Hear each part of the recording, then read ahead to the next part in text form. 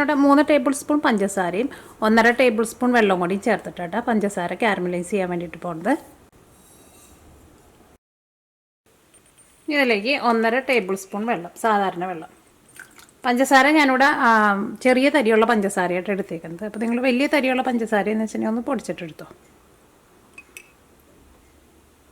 അപ്പോൾ 1.5 table spoon വെള്ളം. പഞ്ചസാര കാരമലൈസ് ചെയ്തെടുക്കുന്നത് നമുക്ക് എല്ലാവർക്കും അറിയുന്നതാണല്ലോ. ഇത് ഒന്ന് നന്നായിട്ടൊന്ന് ചൂടാക്കി ഈ പഞ്ചസാര വെള്ളത്തിൽ മെൽറ്റായി അത് കഴിഞ്ഞ് കഴിയുമ്പോൾ ഇതിൻ്റെ കളറ് മാറിയിട്ട് നല്ലൊരു ഗോൾഡൻ കളർ വരും. ഒരുപാട് കളർ അങ്ങോട്ട് ഭയങ്കര ഡാർക്ക് ആവാൻ വേണ്ടിയിട്ട് നിൽക്കണ്ട. അപ്പോൾ ഒരു കൈപ്രസം വരും കേട്ടോ. പിന്നെ തീ ഭയങ്കരമായിട്ട് കൂട്ടി വയ്ക്കണ്ട. എന്നാൽ അത്യാവശ്യം നല്ല ചൂട് വേണം എന്തായാലും. തീ ഭയങ്കരമായിട്ട് കുറച്ച് വെച്ചിട്ടുണ്ടെന്ന് വെച്ചിട്ടുണ്ടെങ്കിൽ പഞ്ചസാര ഇങ്ങനെ മെൽറ്റാവാണ്ട് ഇങ്ങനെ ലാസ്റ്റായി കഴിയുമ്പോൾ അതിങ്ങനെ ഭയങ്കര തിക്കായിട്ട് ഈ പാറക്കഷ്ണം പോലെ ഇരിക്കും. എന്നാൽ ഭയങ്കര ചൂടും വേണ്ട. കാരണം പുക കയറിയിട്ടുണ്ടെന്ന് വെച്ചിട്ടുണ്ടെങ്കിൽ പാത്രത്തിൻ്റെ സൈഡിലൊക്കെ പിന്നെ പിടിച്ചിട്ട് ആകെ ഒരു പുകച്ചോക വരും.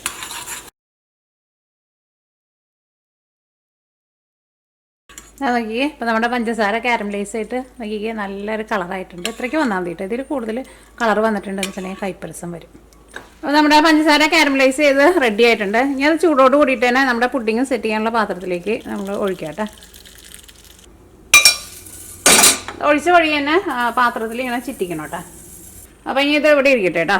അപ്പോൾ നമ്മുടെ പഞ്ചസാര കാരമലൈസ് ചെയ്ത് നമ്മൾ പുഡിങ് സെറ്റ് ചെയ്യുന്ന പാത്രത്തിൽ നമ്മൾ റെഡിയാക്കാൻ വേണ്ടിയിട്ട് വെച്ചിട്ടുണ്ട്. പിന്നെ നമ്മൾ ആ റെഡിയാക്കാൻ വേണ്ടിയിട്ട് നമ്മൾ എടുക്കുന്ന പാത്രം ഉണ്ടല്ലോ, അത് ഒരുപാട് വലുതെടുക്കണ്ട കേട്ടോ.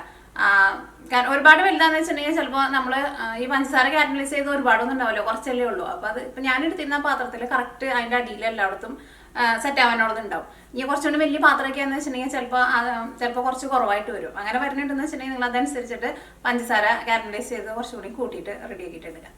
ഇനി അത് പുറത്ത് തന്നെ വെച്ചിരുന്നാൽ മതി. അത് ഒഴിച്ച് വഴിക്കാൻ അതിപ്പോൾ സെറ്റായിട്ടുണ്ട്. അത് ഫ്രിഡ്ജിലൊന്നും വെക്കേണ്ട ആവശ്യമൊന്നുമില്ല. ഇനി നമുക്ക് ഇതിലേക്കുള്ള പുഡിങ്ങിൻ്റെ മിക്സിങ് നമുക്ക് റെഡിയാക്കാം. പുഡിങ്ങിൻ്റെ മിക്സിങ് റെഡിയാക്കിയിട്ട് എടുക്കാനായിരുന്നാലും ഒരുപാട് വലിയ സാധനങ്ങളൊന്നും ആവശ്യമൊന്നുമില്ല, ഒരുപാട് വലിയ മിക്സിംഗ് ഒന്നും ആവശ്യമൊന്നുമില്ല. ഇതിലേക്ക് നമുക്ക് വളരെ കുറച്ച് സാധനങ്ങൾ മാത്രമേ ആവശ്യമുള്ളൂ. ഞാനിതിലേക്ക് 1.5 കപ്പ് പാലാണ് എടുക്കുന്നത്. പാലെടുക്കുമ്പോൾ ഒരു കാര്യം പ്രത്യേകം ശ്രദ്ധിക്കുക. ഒന്നല്ലെങ്കിൽ നമ്മുടെ സാധാരണ പാലെടുക്കുക. അപ്പോൾ 1.5 കപ്പ് പാലെന്ന് ഞാൻ പറഞ്ഞില്ല. അപ്പോൾ 2 കപ്പ് പാലെടുത്തിട്ട് അതിൽ നിന്ന് 1/2 കപ്പ് വറ്റിച്ചിട്ട് അങ്ങനെ എടുത്തിട്ട് പുഡിങ് ഉണ്ടാക്കിയിട്ടുണ്ടെന്ന് വെച്ചിട്ടുണ്ടെങ്കിൽ പുഡിങ് കുറച്ചും കൂടി നല്ല എന്താ പറയുക, നല്ല ടേസ്റ്റിൽ നമുക്ക് കിട്ടും. കാരണം ആ പാലിൽ കുറച്ച് വെള്ളം ഉണ്ടാവില്ല, വെള്ളം വറ്റിച്ചിട്ട് അങ്ങനെ എടുക്കാമെന്ന് വെച്ചിട്ടുണ്ടെങ്കിൽ അങ്ങനെ എടുക്കുക. ഇപ്പോൾ നിങ്ങൾക്ക് പാല് വറ്റിക്കാണ്ട് റെഡിയാക്കിയിട്ട് എടുക്കണമെന്ന് വെച്ചിട്ടുണ്ടെങ്കിൽ സാധാരണ പാലിൽ തന്നെ റെഡിയാക്കിയിട്ട് എടുക്കുക. അല്ലെങ്കിൽ നിങ്ങൾ 2 കപ്പ് പാലെടുത്തിട്ട് 1.5 കപ്പായിട്ട് വറ്റിച്ചിട്ട് റെഡിയാക്കിയിട്ട് എടുക്കുക. ഞാനിപ്പോൾ ഇവിടെ എടുക്കുന്നത് നമുക്ക് കടയിൽ നിന്ന്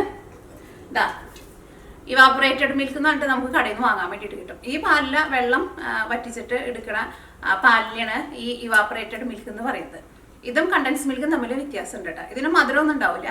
ഈ പാല് വെച്ചിട്ട് ഇവാപറേറ്റഡ് മിൽക്ക് വെച്ചിട്ട് നമ്മൾ പാലടയൊക്കെ ഉണ്ടാക്കില്ലേ, അതൊക്കെ ഉണ്ടാക്കുമ്പോഴായിരുന്നാലും ഈ പാൽ ഒഴിച്ചിട്ടുണ്ടെന്ന് വെച്ചിട്ടുണ്ടെങ്കിൽ പെട്ടെന്ന് നമ്മുടെ പാലട നമുക്ക് റെഡിയാക്കിയിട്ട് എടുക്കാനും പറ്റും. നല്ല കളറിൽ കിട്ടുകയും ചെയ്യും. കാരണം കുറേ നേരം ഇട്ടിട്ട് പിന്നെ വറ്റിക്കേണ്ട ആവശ്യമില്ല, അത് ഓൾറെഡി വറ്റിച്ച് വന്നേക്കുന്നതാണ്. പിന്നെ അത് മധുരമൊന്നും ഉണ്ടാവില്ല, അപ്പോൾ അതനുസരിച്ചിട്ട് മധുരം ചേർത്താൽ മതി. അപ്പോൾ ഞാൻ ഈ പാലിന് എടുക്കുന്നത് നമുക്ക് കടകളിൽ നിന്നൊക്കെ വാങ്ങാൻ വേണ്ടിയിട്ട് കിട്ടും. അപ്പോൾ ഇത് 1.5 കപ്പാണ് എടുക്കുന്നത്. അപ്പോൾ ഈ ഇവാപറേറ്റഡ് മിൽക്ക് ഇല്ലാന്ന് വെച്ചിട്ട് പേടിക്കണ്ട, സാധാരണ പാല് റെഡിയാക്കിയിട്ട് എടുക്കുക. സാധാരണ പാല് 2 കപ്പ് എടുത്തിട്ട് 1.5 കപ്പായിട്ട് വറ്റിച്ചിട്ട് റെഡിയാക്കിയിട്ട് എടുക്കുക. ഇനിയിപ്പോൾ വറ്റിക്കാണ്ട് വേണമെന്ന് വെച്ചിട്ടുണ്ടെങ്കിൽ സാധാരണ പാലും റെഡിയാക്കിയിട്ട് എടുക്കുക. അപ്പോൾ ഞാൻ ഇതിന് മുമ്പ് സാധാരണ പാലിൽ പുഡിങ്ങിൻ്റെ റെസിപ്പി ഞാൻ നേരത്തെ കൂട്ടിയിട്ട് ഞാൻ അപ്ലോഡ് ചെയ്തിട്ടുണ്ടായിരുന്നു. നിങ്ങൾ കുറേ പേരൊക്കെ ട്രൈ ചെയ്ത് നോക്കിയിട്ട് നല്ല ടേസ്റ്റ് ഉണ്ടായിരുന്നു പറഞ്ഞതാണ്. അപ്പോൾ അങ്ങനെ സാധാരണ പാൽ വെച്ചാൽ റെഡി ആയിട്ട് കിട്ടും. പക്ഷേ പാലിൻ്റെ വെള്ളം വറ്റിച്ചിട്ട് ഉണ്ടാക്കുമ്പോൾ കുറച്ചും കൂടി നല്ല നന്നായിട്ട് കിട്ടും. അപ്പോൾ 1.5 കപ്പ് പാല്, 2 മുട്ട, 1/4 കപ്പ് പഞ്ചസാര, 1 ടേബിൾ സ്പൂൺ വാനില എസൻസ്, 1 നുള്ളു ഉപ്പ്, ഇത്രയ്ക്ക് സാധനങ്ങൾ മാത്രമേ ആവശ്യമുള്ളൂ. അപ്പോൾ നമ്മുടെ മിക്സിങ് നമുക്ക് റെഡിയാക്കാം. നമ്മുടെ പുഡിങ്ങിലേക്കുള്ള മിക്സിങ് റെഡിയാക്കാൻ വേണ്ടിയിട്ട് ഞാനിവിടെ 2 മുട്ടയായിട്ട് എടുത്തേക്കുന്നത്. 1/4 കപ്പ് പഞ്ചസാര, അത് പൊടിച്ചെടുത്തേക്കണ പഞ്ചസാര ചേർക്കുക. 250 ml മെഷറിംഗ് കപ്പിൽ 1/4 കപ്പ് പഞ്ചസാര, 1 ടേബിൾ സ്പൂൺ വാനില എസൻസ്. ഞാനിവിടെ വാനില എക്സ്ട്രാക്റ്റാണ് എടുക്കുന്നത്. നിങ്ങൾ വാനില എസൻസ് ആണെന്ന് വെച്ചിട്ടുണ്ടെങ്കിൽ ഈ വാനില എക്സ്ട്രാക്റ്റിനേക്കാളും കുറച്ചും കൂടി സ്ട്രോങ് ആയിട്ടിരിക്കുക. അപ്പോൾ അതനുസരിച്ചിട്ട് നിങ്ങൾ ചേർത്താൽ മതി കേട്ടോ. ഇത് 3 കൂടിയിട്ട് നമുക്ക് നന്നായിട്ട് മിക്സ് ചെയ്യാം. കുറേ നേരം ഇട്ടിട്ടൊന്ന് മിക്സ് ചെയ്യേണ്ട ആവശ്യമൊന്നുമില്ല. നമ്മുടെ ഈ മുട്ടയും പിന്നെ പഞ്ചസാരയൊക്കെ കൂടിയിട്ടൊന്ന് നന്നായിട്ടൊന്ന് മിക്സ് ആയിട്ട് വന്നാൽ മതി. മുട്ടയുടെ വെള്ളയും മഞ്ഞയൊന്നും സെപ്പറേറ്റ് ആയിട്ട് കിടക്കാണ്ട് ഇരുന്നാൽ മതി. നമ്മൾ കേക്കൊക്കെ ഉണ്ടാക്കുമ്പോൾ ഭയങ്കര ഫ്ലഫിയൊക്കെ ആയിട്ട് എടുക്കില്ല, അങ്ങനെയൊന്നും എടുക്കേണ്ട ആവശ്യമില്ല.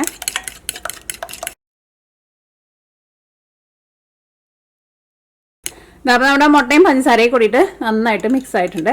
ഇനി അടുത്തത് നമ്മൾ ഇതിലേക്ക് ചേർക്കുന്നത് 1.5 കപ്പ് പാലിന് ചേർക്കുന്നത്. ഇതിൻ്റെ കളർ നോക്കിയെങ്കിൽ നമ്മൾ സാധാരണ പാലടയ്ക്ക് ഉണ്ടാക്കാൻ വേണ്ടിയിട്ട് പാല് നമ്മൾ വറ്റിച്ചിട്ട് എടുക്കില്ല. അപ്പോൾ ഒരു കളർ മാറിയിട്ടുള്ള ഇതായിട്ട് കിട്ടില്ലേ പാല് കൂടുതൽ വറ്റുമ്പോൾ, ആ കളറാണ് ഇതിന്. ഇത് വെച്ചിട്ട് ആ പായസം ഉണ്ടാക്കിയാലും നല്ല സൂപ്പർ ടേസ്റ്റാണ്, പെട്ടെന്ന് റെഡിയാക്കിയിട്ട് എടുക്കാനും പറ്റും. ഒരു 1/2 കപ്പ് കൂടി ചേർക്കാം.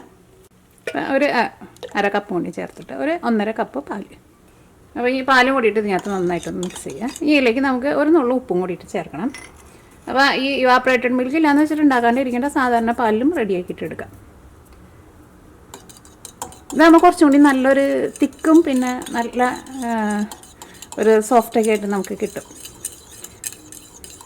ഓക്കെ, അപ്പോൾ ഇതെല്ലാവരും കൂടിയിട്ട് മിക്സ് ആയിട്ടുണ്ട്. അപ്പോൾ നമ്മുടെ പുഡിങ്ങിൻ്റെ മിക്സിങ് ഇത്രയൊക്കെ ഉള്ളൂ കേട്ടോ.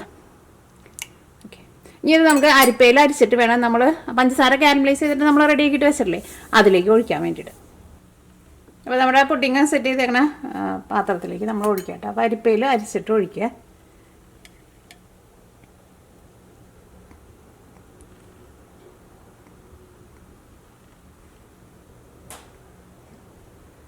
ഞാനിവിടെ കേക്ക് ബേക്ക് ചെയ്യണ ബേക്ക് ടീനാണ് എടുത്തേക്കുന്നത്. ഇത് തന്നെ വേണമെന്നൊരു നിർബന്ധമില്ല കേട്ടോ. സ്റ്റീലിൻ്റെ പാത്രത്തിലേക്ക് ഒഴിച്ചിട്ട് റെഡിയാക്കിയിട്ട് എടുക്കുക. എടുക്കുമ്പോൾ ഒരുപാട് വലിയ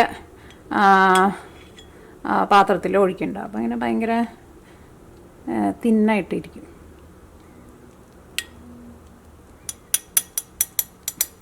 അരിക്കണ ഈ സ്റ്റെപ്പ് മറക്കാണ്ട് ചെയ്യണം കേട്ടോ.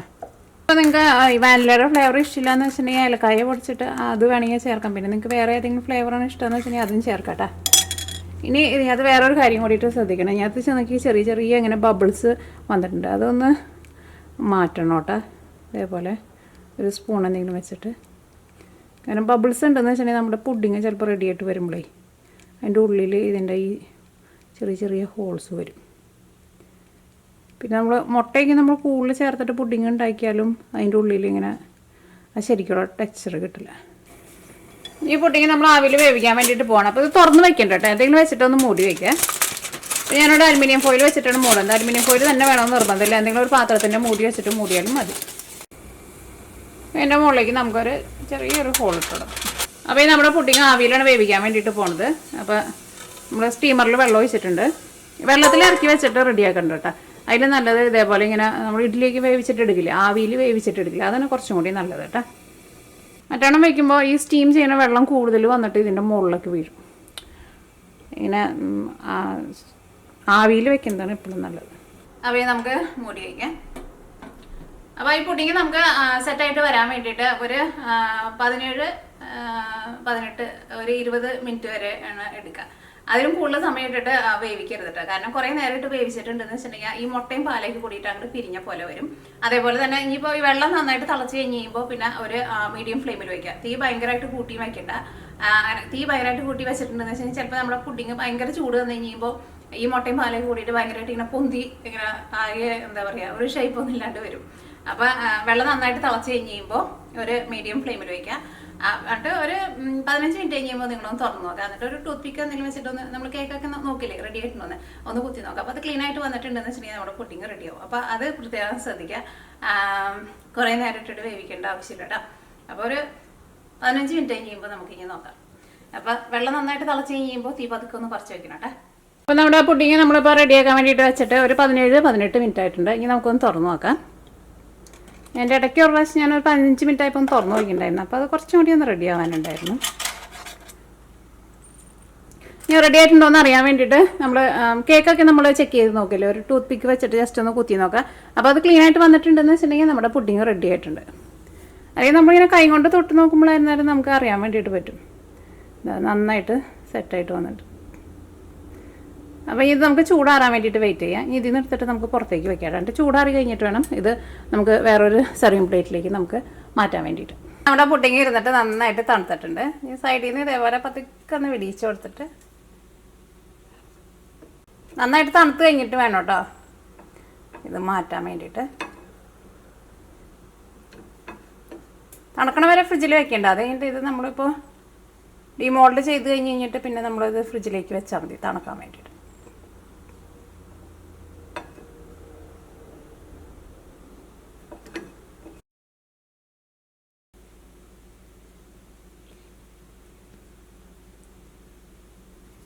കുറച്ച് പഞ്ചസാര കാരമലൈസ് ചെയ്തിട്ട് വേണമെന്ന് വെച്ചിട്ടുണ്ടെങ്കിൽ ഇതിൻ്റെ മുകളിലേക്ക് കുറച്ചുകൂടി നിങ്ങൾക്ക് വേണമെങ്കിൽ ഒഴിച്ചു കൊടുക്കട്ടെ. കാരണം എനിക്ക് കുറച്ചുകൂടി പഞ്ചസാര കാരമലൈസ് ചെയ്ത് ഞാൻ സെപ്പറേറ്റ് ഞാൻ ഇങ്ങനെ പുഡിങ് ഉണ്ടാക്കുമ്പോൾ ഞാൻ ഉണ്ടാക്കാറുണ്ട്. കാരണം എനിക്ക് അതിൻ്റെ കൂടെ അങ്ങനെ മിക്സ് ചെയ്തിട്ട് കഴിക്കുമ്പോഴാണ് കൂടുതൽ ഇഷ്ടം. കാരണം അല്ലെങ്കിൽ ഇതിപ്പോൾ കുറച്ചല്ലേ നമുക്ക് ഉണ്ടാവുള്ളൂ. പിന്നെ കൂടുതലും നമുക്ക് ആ പാത്രത്തിൽ നമുക്ക് ഒഴിച്ചിട്ട് സെറ്റ് ചെയ്യാൻ വേണ്ടിയിട്ട് വെക്കാനും പറ്റില്ല. കാരണം അപ്പോൾ അത് മുകളിലേക്ക് വരും ആ പഞ്ചസാര കാരമലൈസ്. അപ്പോൾ സെപ്പറേറ്റ് ഇതിൻ്റെ മുകളിലേക്ക് നിങ്ങൾ റെഡിയാക്കിയിട്ട് ഒഴിച്ചു കൊടുത്താൽ മതി.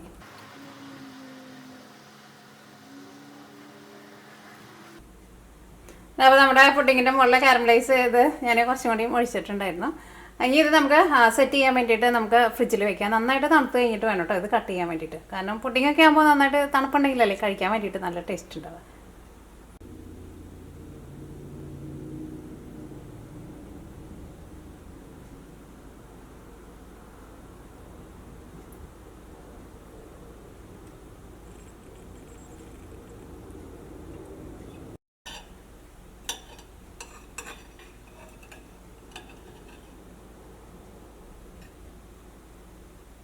എൻ്റെ ഉള്ളിലെ ടെക്സ്ചർ നോക്കിക്കേ, നല്ല സ്മൂത്തായിട്ടുള്ള ടെക്സ്ചറായിട്ട് കിട്ടിയിട്ടുണ്ട്. തീ എങ്ങാനും കൂട്ടി വയ്ക്കുക അല്ലെങ്കിൽ മുട്ടയൊക്കെ കൂടുതൽ ചേർത്തിട്ടുണ്ടെങ്കിൽ പിന്നെ ഓവർ കുക്ക് ആയിട്ടുണ്ടെന്ന് വെച്ചിട്ടുണ്ടെങ്കിൽ ഉള്ളിൽ ഇത്രയ്ക്ക് ഫിനിഷിങ് ഉണ്ടാവില്ല. ഞാനിത് എടുത്തിട്ട് പീസ് എടുത്തിട്ട് ഒന്ന് കട്ട് ചെയ്ത് കാണിക്കട്ടെ. പുഡിങ്ങിൻ്റെ ഉള്ളിലെ ടെക്സ്ചർ നോക്കിക്കോട്ടെ, നല്ല സ്മൂത്തായിട്ട് നമുക്കിത് നോക്കി കിട്ടിയിട്ടുണ്ട്. ഇതേപോലെ ഇങ്ങനെ ഇരിക്കണം. കുറേ നേരം ഇട്ടിട്ട് വേവിച്ചിട്ടുണ്ടെന്ന് വെച്ചിട്ടുണ്ടെങ്കിൽ ഇതിൻ്റെ ഉള്ളിലേക്ക് ഇങ്ങനെ പിരിഞ്ഞ പോലെ വരും. ഇതേപോലെ ഇത്രയ്ക്ക് അങ്ങോട്ട് നല്ല സ്മൂത്തായിട്ട് കിട്ടില്ല. അപ്പോൾ അങ്ങനെ നമ്മുടെ നല്ല സ്മൂത്തായിട്ടുള്ള ഭയങ്കര ഈസിയും സിമ്പിളായിട്ടുള്ള നമ്മുടെ പുഡിങ് റെഡി ആയിട്ടുണ്ട്. നന്നായിട്ട് കിട്ടും കേട്ടോ. അപ്പോൾ പാല് ഒന്ന് വറ്റിച്ചിട്ട് പുഡിങ് റെഡിയാക്കിയിട്ടെടുക്കുക. അപ്പോൾ എൻ്റെ ടെക്സ്ചറാന്ന് വെച്ചിട്ടുണ്ടെങ്കിലുണ്ടല്ലോ നല്ല സ്മൂത്തായിട്ടിരിക്കും. മറ്റേതാകുമ്പോൾ പാലിൽ കുറച്ചിങ്ങനെ വെള്ളം ഉണ്ടാകുമ്പോൾ കുറച്ചിങ്ങനെ ഒരു ബബിളി ആയിട്ട് ഇങ്ങനെ വരും. പക്ഷെ ഇതാകുമ്പോൾ നല്ല പെർഫെക്റ്റ് ആയിട്ട് കിട്ടും. അപ്പോൾ ഞാനൊന്ന് കഴിച്ച് നോട്ടേട്ടാ. അതിലിട്ട വഴിക്കാണ്ട് അലിഞ്ഞു പോകും. എനിക്ക് ശരിക്കും നല്ല ഇഷ്ടമാട്ടോ ഈ പുഡിങ്. എനിക്ക് നല്ല ഇഷ്ടമാണ്. പക്ഷേ ഇവിടെ നീനയ്ക്ക് ഈ പുഡിങ് ഇഷ്ടമില്ല. പക്ഷേ അലീനയ്ക്ക് എനിക്കാണ് ഈ പുഡിങ് ഇവിടെ ഏറ്റവും കൂടുതൽ ഇഷ്ടം. എനിക്ക് ഭയങ്കര ഇഷ്ടമാണ് ഈ പുഡിങ്. ഈ പുഡിങ്ങുകളിൽ വെച്ചിട്ട് ഏറ്റവും കൂടുതൽ ഇഷ്ടമുള്ള പുഡിങ്ങാണ് ഇത്. അതുകൊണ്ടാണ് ഞാൻ വല്ലപ്പോഴും മാത്രമേ ഉണ്ടാക്കുള്ളൂ. കാരണം ഉണ്ടാക്കിയിട്ടുണ്ടെന്ന് വെച്ചിട്ടുണ്ടെങ്കിൽ ഞാൻ തന്നെ കഴിച്ച് തീർക്കും. പിന്നെ പഞ്ചസാര കാരമലൈസ് ചെയ്ത് രണ്ടാമത് വേണമെന്ന് വെച്ചിട്ടുണ്ടെങ്കിൽ കുറച്ചും കൂടി അതിന് രണ്ടാമതൊന്ന് ഒഴിച്ചു കൊടുക്കുക. അപ്പോഴായിരിക്കും നമുക്കിങ്ങനെ ഓരോ പീസിൻ്റെ കൂടെ നമുക്കത് ഇങ്ങനെ ഒന്ന് ഡിപ്പ് ചെയ്തിട്ട് കഴിക്കാനുള്ള സിറപ്പ് നമുക്ക് കിട്ടുക. അപ്പോൾ നിങ്ങൾ ട്രൈ ചെയ്ത് നോക്കണം. ട്രൈ ചെയ്ത് നോക്കിയിട്ട് ഫീഡ്ബാക്ക് പറയാൻ വേണ്ടിയിട്ട് മാർക്ക് ചെയ്തിട്ടാ. പിന്നെ വേറെ പ്രത്യേകിച്ച് വിശേഷങ്ങളൊന്നുമില്ല. നമ്മുടെ ആസ്പിൻ്റെ കുറച്ച് വീഡിയോ കൂടിയിട്ട് ഞാൻ ഇതിൻ്റെ കൂടെ കാണിക്കാം കേട്ടോ. ഇവിടെ പുറത്ത് എങ്ങനെയെന്ന് വെച്ചിട്ടുണ്ടെങ്കിൽ നല്ല തണുപ്പായിട്ടുണ്ട്. തണുപ്പെന്ന് വെച്ചിട്ടുണ്ടെങ്കിൽ നമ്മൾ കുറച്ച് വെള്ളം നമ്മൾ പുറത്ത് ഒഴിച്ച് വെച്ചിട്ടുണ്ടെന്ന് വെച്ചിട്ടുണ്ടെങ്കിൽ ഒരു 10 മിനിറ്റിനുള്ള വെള്ളം എന്തായിരുന്നാലും ഐസാവും. അത്രയ്ക്ക് തണുപ്പ്, അത്രയ്ക്ക് ഫ്രീസിങ് ആണ് ഇപ്പോൾ. പക്ഷേ സ്നോ വീണ് തുടങ്ങിയിട്ടില്ല. സ്നോ വീഴുമ്പോൾ കാണിക്കാം കേട്ടോ.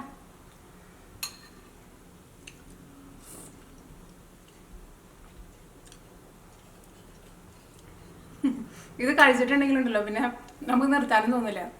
ഇതിങ്ങനെ ഇഷ്ടമുള്ളവർക്ക് ഇത് നല്ല ഇഷ്ടമായിരിക്കും. ഇഷ്ടമുള്ളവർക്ക് അറിയായിരിക്കും എൻ്റെ ഒരു കഴിക്കുമ്പോൾ ഉള്ള ഒരു ഫീല്. കാരണം നമ്മളൊരു സ്പൂൺ എടുത്ത് വായിലിടുമ്പോൾ അതങ്ങനെ മെൽറ്റായി പോകും. പിന്നെ നമ്മൾ കഴിക്കും.